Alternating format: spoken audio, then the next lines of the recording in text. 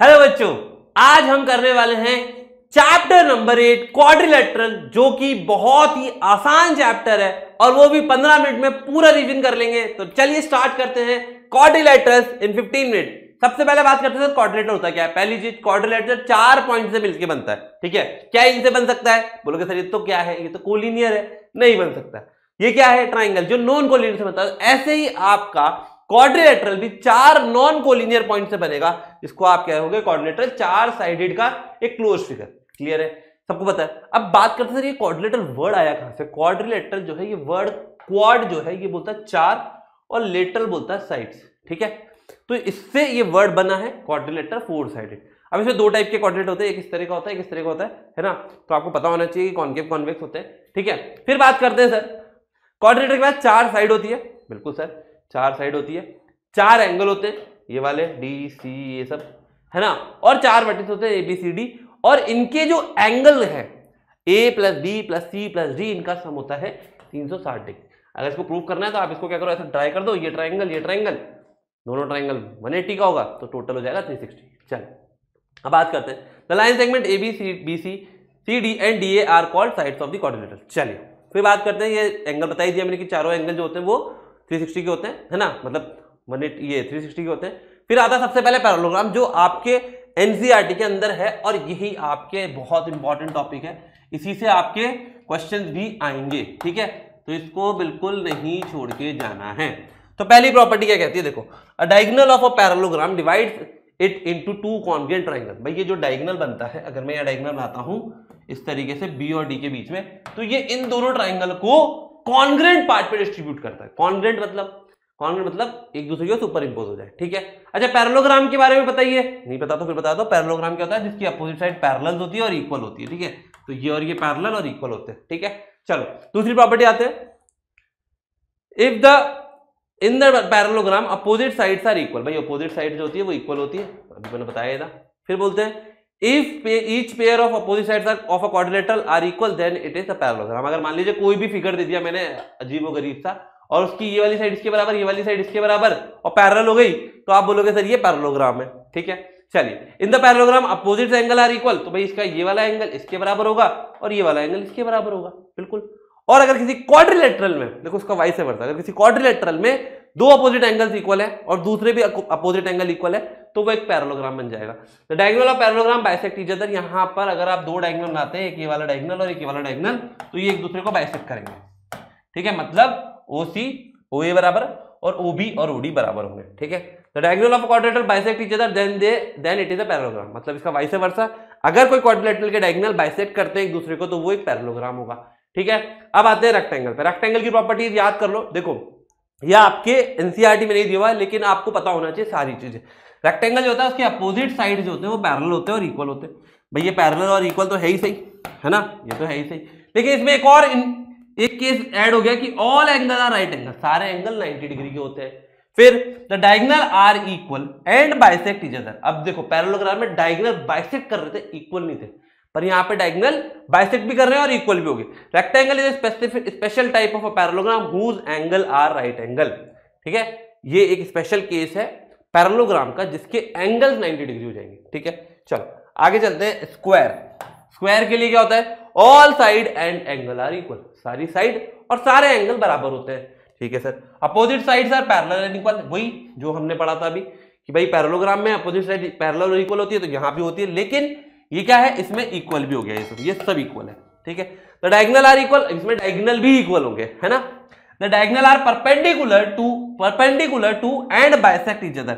अब अगर मैं डायगोनल बनाता हूं तो ये परपेंडिकुलर भी होंगे और एक दूसरे को बाइसेक्ट भी करेंगे। मतलब इनके बीच में जो एंगल BOC बन रहा होगा, ये जो BOC बन रहा होगा ये भी 90 डिग्री, DOC 90, AOC 90, है ना, सॉरी AOB 90 और AOD भी 90 डिग्री होगा। ठीक है, the square is a special type of parallelogram whose all angle and sides are equal.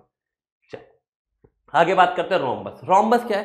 Rhombus square एक जैसे, बस फर्क क्या है सर, यहां पर एंगल 90 डिग्री होता है सर, साइड सारी बराबर होगी, ये सारी साइड्स बराबर होंगी, बिल्कुल सही है, all sides are equal, opposite angle are equal. जो पैरेललोग्राम में था वो वाली प्रॉपर्टी लग रही कि अपोजिट एंगल C और A बराबर होगा और B और डी बराबर होगा। फिर बात करते हैं एडजेसेंट एंगल, सप्लीमेंट्री होते हैं, ए प्लस बी 180 होगा जो पैरेललोग्राम में भी होता है। Rhombus is a parallelogram whose diagonals are perpendicular to each other, इसमें इसके डायगोनल परपेंडिकुलर होते हैं और सारी साइड बराबर होती है। होता तो ये भी पैरेललोग्राम है लेकिन एक स्पेशल केस हो गया। चलो आगे बात करते हैं ट्रेपेजियम। ट्रेपेजियम से क्वेश्चन बनता है, आपके हेरोल्ड फॉर्मूला में भी इससे क्वेश्चन बनते हैं, तो इसको समझ लीजिए। ट्रेपेजियम जो होते हैं इसके दो बेस होते हैं, है ना, एक ऊपर वाला एक नीचे वाला, ये पैरेलल होते हैं, बस एक ही पेयर ऑफ साइड जो होते हैं वो पैरेलल होते हैं, दूसरा पेयर ऑफ साइड पैरेलल नहीं होगा, ठीक है। No side angle and diagonal are equal, कोई डायगोनल कोई साइड कुछ इक्वल नहीं होंगे, लेकिन अगर नॉन पैरेलल साइड इक्वल होते हैं, अगर ये इक्वल आते हैं तो वो कहलाता है आइसोसेलेस ट्रेपेजियम, ठीक है। को interior angle of the trapezium are supplementary. Supplementary क्यों होगा? आप बोलोगे सर ये वाला एंगल ये वाला एंगल दोनों मिला के 180 क्यों? क्योंकि ये पैरेलल और ये ट्रांसवर्सल, और ऐसे ये वाला और ये वाला एंगल ऐड करेंगे तो 180 ही आना चाहिए। चलो आगे चलते हैं, क्वेश्चन करते हैं। तो क्वेश्चन पढ़ो, show that diagonal of rhombus are perpendicular to each other. भाई ये प्रूफ करने को आता है, ये एक बहुत इंपॉर्टेंट क्वेश्चन है कि जो रोम्बस होते हैं उसके डायगोनल बाइसेक्ट कर रहे हैं, मतलब बाइसेक्ट क्या कर रहे हैं, परपेंडिकुलर हो रहे हैं एक दूसरे से, ये प्रूफ करना है। अब यहां आपका क्लास 9th का जो ट्रायंगल चैप्टर है उसका लॉजिक लगेगा। आप बोलोगे सर ये दोनों ट्रायंगल लेते हैं एक बार, है ना, आपने कहा sir angle triangle COD and COB लेते हैं सर, है ना, ये दोनों ट्रायंगल लेते हैं, मान लीजिए O है, तो आप कहोगे सर इनको कॉन्ग्रुएंट प्रूफ कर दूं मैं अगर तो कुछ काम बन जाएगा। आप बोलोगे हाँ बन तो सकता है। तो आपने पहली चीज बताई कि sir angle sorry naught angle, आपने कहा CD जो है वो BC के बराबर है, क्योंकि साइड्स क्या होती है, sides are equal in rhombus, पता है आपको। दूसरी चीज आप बोलोगे सर जो CO है वो वापस CO के बराबर है क्योंकि सर ये कॉमन है। हाँ सर ये भी कॉमन है, तो आप बोलोगे सर ये वाली साइड इसके बराबर और ये वाली साइड इस खुद के बराबर। अब आप बोलोगे सर DO और BO भी इक्वल है, DO एंड BO भी इक्वल है, क्यों? क्योंकि डायगोनल जो होते हैं diagonal bisects in parallelogram, parallelogram ही तो है, ये स्पेशल केस है, तो डायगोनल बाइसेक्ट करते हैं। अब 90 है कि नहीं ये प्रूफ करना है। तो आपने कहा sir triangle COD is congruent to triangle COB by SSS criteria, हो गया। तो अब आप बोलोगे sir angle COD equal to angle COB, ठीक है, बाय CPCT। मैंने कहा इन दोनों को x मान लो, तो आप बोलोगे सर DOB 180 है, तो आप बोलोगे सर ये वाला एंगल प्लस ये वाला एंगल 180, तो आप बोलोगे x plus x is equal to 180, तो आपके पास यहां से आ जाएगा x की वैल्यू 90 डिग्री, और x क्या है COD और COB, तो आप बोलोगे हेंस प्रूव्ड। तसल्ली के लिए लिख दो यहां पर हेंस प्रूव्ड, ये भी कंपलसरी, ठीक है, क्लियर है। ये क्वेश्चन बहुत इंपॉर्टेंट है, एग्जाम में पूछा जाता है। चलिए अब आता है काइट, पतंग उड़ाइए, संक्रांति में पतंग तो उड़ाते ही है ना, तो पतंग सबने उड़ाई होगी, है ना। तो पतंग के लिए क्या होता है सर, इसमें ना ये वाली साइड और ये वाली साइड होती है equal, two pair of adjacent sides are equal, है ना, और ऐसे ये वाली और ये वाली साइड भी इक्वल होती है, मतलब कि CD और CB और AB और AD बराबर होंगे। The diagonal of kites meet at right angle, अगर मैं इनके डायगोनल बनाता हूं तो ये इससे परपेंडिकुलरली मीट करते हैं 90 डिग्री पर, ये एंगल O है 90 डिग्री होगा, COB COD AOB सब 90 होंगे। Kite have exactly one pair of opposite angle are equal, ये वाला एंगल क्या इसके बराबर होगा? नहीं। आप बोलोगे sir angle B equal to angle D, सिर्फ एक अकेला पेयर जो है वो ही इक्वल होता है और कोई एंगल बराबर नहीं होते हैं, ये एंगल और ये एंगल अलग अलग होंगे, लेकिन इन दोनों का सम 180 होगा। नहीं, कुछ बच्चे सोचते सर ये अगर दोनों बराबर है तो इनका सम 180 हो सकता है ना, अब हो सकता है ये 120 हो, तो कैसे भाई 180 आएगा, ठीक है। चलो आगे चलते हैं, बता ही दिया मैंने। चलिए अब एक क्वेश्चन देखते हैं, क्वेश्चन क्या कह रहा है, ABC एक आइसोसेलेस ट्रायंगल है, ABC एक आइसोसेलेस ट्रायंगल है सर, बिल्कुल सही है, इन विच AB इक्वल्स टू AC दिया हुआ है, AD बाइसेक्ट ये वाला एंगल है ना, एक्सटीरियर एंगल, और आपसे बोला है C D is parallel to A B. C D कौन है? C D is parallel to A B, बिल्कुल ठीक है। चलो तो भाई जो जो चीजें दी है वो मार्क कर लेते हैं कि यार ये पैरेलल भी दिया है सी डी और ए बी, है ना। चलो अब समझने की बात, क्वेश्चन में प्रूफ क्या करना है? आपने बोला डी ए सी ये वाला एंगल अंदर वाला बी सी ए के इसके बराबर प्रूफ करना है। मतलब ये तो बड़ा ही कम का काम भैया, ये तो बड़ा कमाल हो गया। आप बोलोगे सर ये जो एंगल है डी ए सी और बी ए सी, अगर इसको प्रूफ करना है तो आप एक काम कर सकते हो ना, आप बोलोगे सर या तो पैरेलल प्रूफ कर दो, जेड बन रहा है, या फिर एक और चीज समझो। अब अगर मैं कहूं ये दोनों एंगल बराबर है ना, कौन कौन से? देखो आप बोलोगे sir angle A B C equal to angle A C B. क्यों?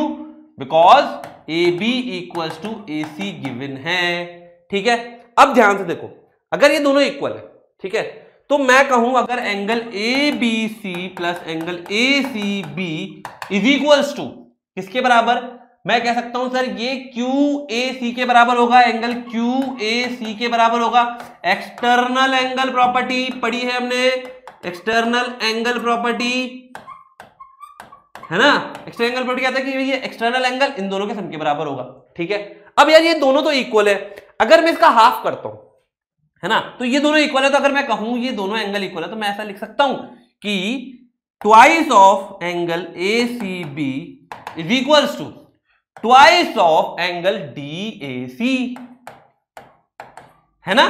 क्योंकि देखो ये बाइसेक्ट कर रहा है तो ये दोनों बराबर है ना, और ये बाइसेक्ट कर रहे हैं तो ये दोनों भी बराबर है।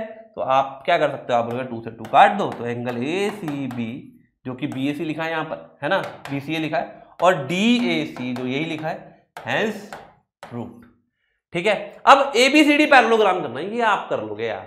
आपने कहा सर ये तो जेड बन ही गया, हाँ तो जेड बन गया, तो B C parallel to A D और A B parallel to C D पहले से दिया है, हेंस प्रूव्ड, खत्म। समझ में आ गया? कितना आसान सवाल था, मजे ही आ गए, ठीक है। अब बात करते हैं बहुत इंपॉर्टेंट थ्योरम, बहुत बहुत बहुत इंपॉर्टेंट, मतलब यहां पे वेरी वेरी वेरी जितने भी लगा लो उतने लगा लो, लेकिन उतना इंपॉर्टेंट है ये क्लास 9th के साथ साथ 10th में भी काम आएगा। यहां पर है ये एमपीटी और 10th में हो जाएगा बीपीटी, समझ गए? तो चलो थ्योरम समझते हैं। थ्योरम क्या कहती है?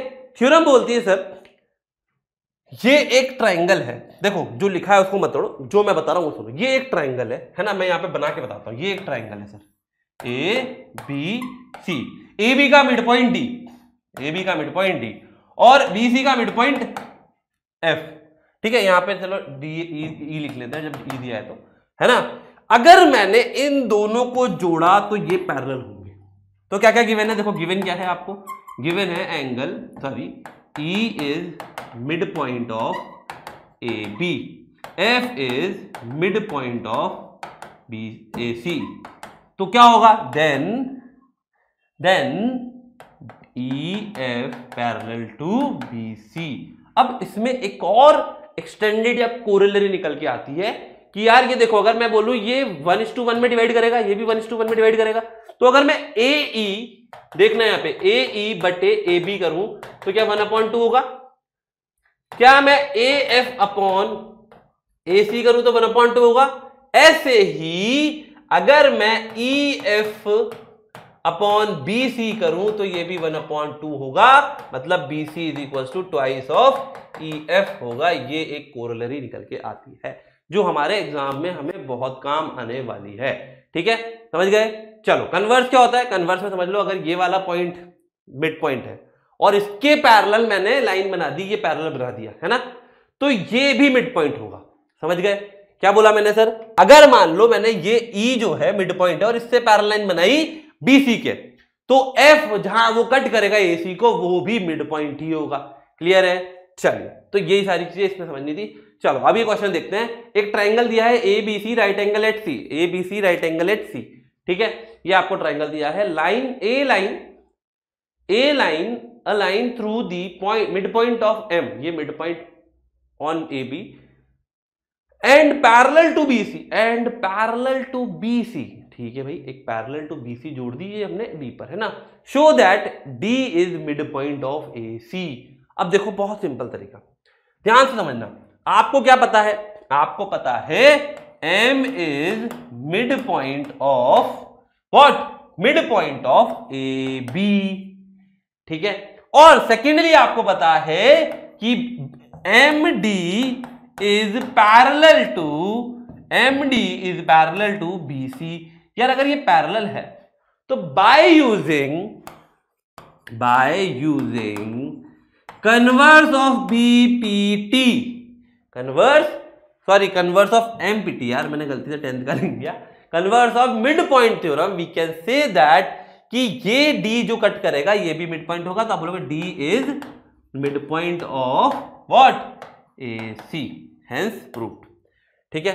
अब सेकंड वाला जो पार्ट है ये मैं आपको होमवर्क में दूंगा, ये आपको खुद से ट्राई करना है, ये आपका होमवर्क है और आप करके मुझे कमेंट में बताएंगे yes sir done, hence proved लिख देना भाई कमेंट में, ठीक है। चलो क्लियर। तो अब ये आपके पास है माइंड मैप, स्क्रीनशॉट ले लो यार अगर किसी को चाहिए हो तो। देखो इसमें 8th का पूरा टॉपिक भी ले रखा है भाई, क्या क्या चीजें होती है पूरा समझाया हुआ है, 8, 9 दोनों है। जिसकी 8th बर्बाद होगी वो यहां से पढ़ सकता है, ठीक है। फिर ये सेकंड पेज है, ठीक है, इसके अंदर आपको ये प्रॉपर्टी ऑफ स्क्वायर, रोम्बस, सारी चीजें दी हुई है, काइट, और उसके बाद आपका जो 10th का पार्ट आता है पैरेललोग्राम वाला पूरा इधर है, सॉरी 9th का पार्ट, और ये इसका 4th पेज, ठीक है, जिसमें एमपीटी और कन्वर्स ऑफ एमपीटी दोनों गिवन है, ठीक है। तो ये आपको बहुत काम आएंगे, तो ये नोट्स बना लीजिए और इसको अच्छे से संभाल के रखिएगा, ठीक है, क्योंकि ये रिवीजन के टाइम पे काम आएंगे। और अपने जूनियर्स को दे देना, अपने छोटे भाई बहनों को दे देना, ठीक है। चैनल सब्सक्राइब कर लेना, उनके लिए भी कर देना ताकि अगले साल उनके काम आए, ठीक है। तो चलिए मिलते हैं फिर नेक्स्ट क्लास में, bye bye and all the best for your exams.